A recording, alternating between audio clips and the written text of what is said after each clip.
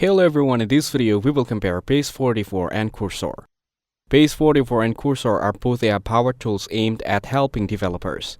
Base44 is a platform designed to help startups build software faster using AI tools and ready-made templates.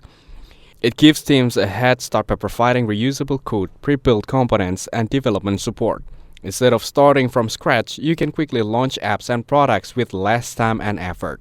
It's especially helpful for small teams who want to move fast and focus on their ideas. Base44 also offers expert guidance to solve technical problems as you build. It's made for real-world use, not just demos or testing.